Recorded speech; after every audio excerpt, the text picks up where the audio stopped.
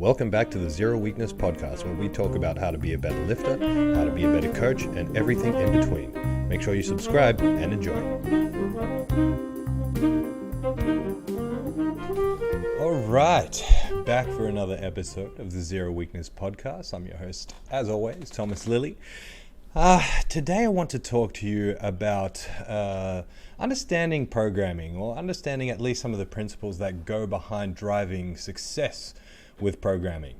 And it needs to start off with a discussion of what is called gap theory. Gap theory is kind of like humans' tendency to dichotomize, right? Naturally, we like to dichotomize. We see things as left or right, black and white. We see good and evil. We like to lean more towards one end of the spectrum. And as a result, we categorize, we dichotomize, and what's left is this chasm, this gap in the middle, right? And often the truth lies within that spectrum. The truth has many elements as part of that spectrum between one side and the other, right? And the same can be viewed when we look at program modalities and the kind of attitudes and beliefs that come out of discussing program modalities. So ultimately what I'm talking about here is like RPE versus percentage. And immediately when you hear me say RPE versus percentage, you probably gravitate towards one of those things. You probably gravitate towards like, I respond better using one methodology. I program better as a coach using one methodology. And what comes with that is like, you've probably made a decision-making process along the way to allow you to arrive at the decision that you've come to. And as part of that, you probably view one as superior than the other, or one is superior to the other, I should say. What we need to recognize here is that ultimately when it comes to the success of any program, the success of any program is not driven necessarily, or not decided by the modality in which we choose to program with, but rather it's just purely, the success of any program is purely determined by its ability to satisfy the governing principle when it comes to making progress, which is the idea of progressive overload, which is the idea of basically doing more than you did before in whatever way, shape, or form that looks like over the grand macro scale. I'm not saying we just linearly progress forever. Everyone knows that doesn't work, and understanding these principles helps us understand why linearly progressing forever just does not work, right? So then when we start to map this out, and this is an exercise that I do in the coach development course when we start talking about programming principles, we start to map out a bit of a table around like the pros and cons of RPE and percentage.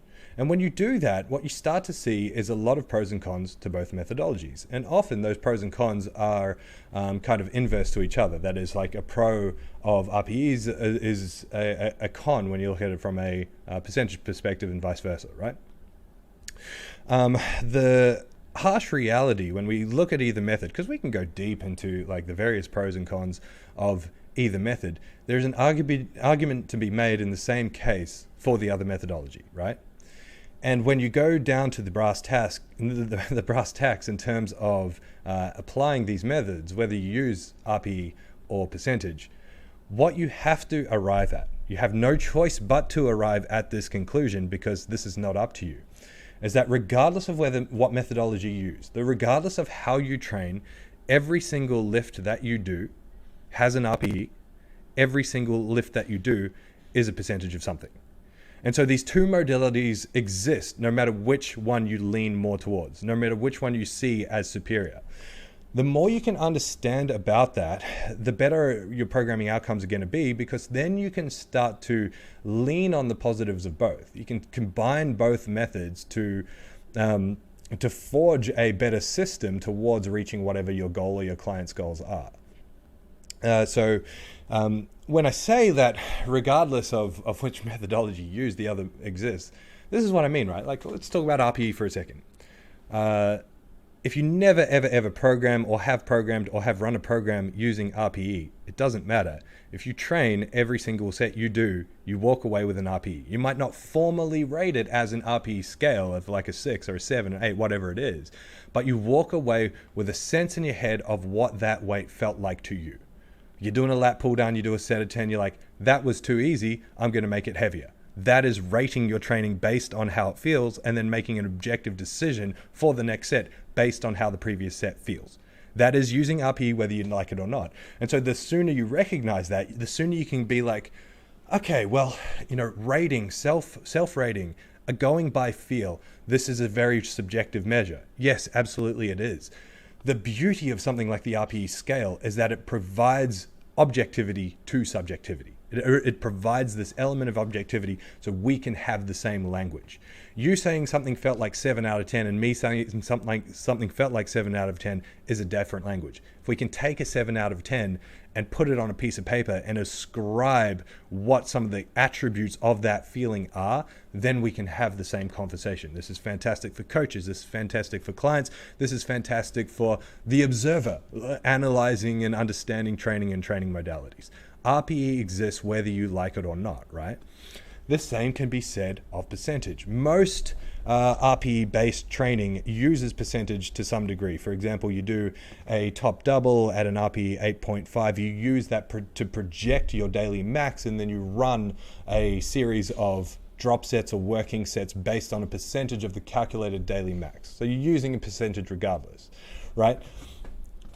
If you're not going as in-depth as that, if you hit an RPE 8 whatever, even if you don't plug it into the calculator and figure out your daily max and then make your training decisions based off that, you're doing that inherently anyway.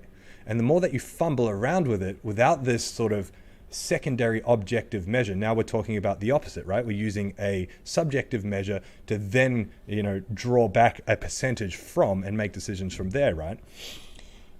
Without using that and without leaning on that, you're really just shooting in the dark. And so we need to understand that you do your top set, your deciding set for the day, and then you do your drop down work after it.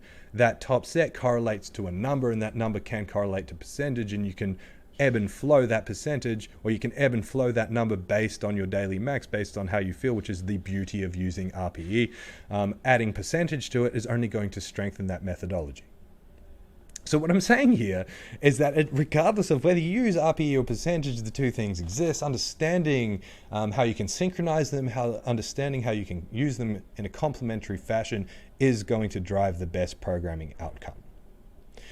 Now, to go one step further with this, regardless of whether you're a coach or a lifter running your own programming, the really important thing to take away here is that so often people look at programming in terms of the micro rather than the macro. They're looking at it in terms of a block or a couple of blocks put together. The camera just cut out, which means this episode has no video. There we go, fantastic. We're looking at this. So often people are looking at this as a training block in itself, in and of itself, or in and of a few training blocks, rather than looking at how this is then spread out over time. Why this is important to understand is because if you are chopping and changing your methodology based on these micro decisions, you're never going to get a consistent run at anything. And if you don't have a consistent run at anything, it's really hard to draw, to correlate, to understand any data, right? And so it's really important for you to run a relatively narrow programming approach so you can really make objective decisions as to whether or not a methodology works.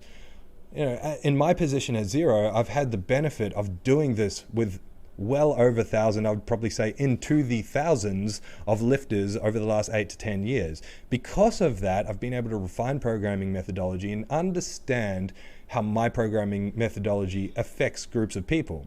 Because of that, I can refine the program, I can write better programs. It's really hard to do that when you're doing it yourself because you've only got now a sample size of one.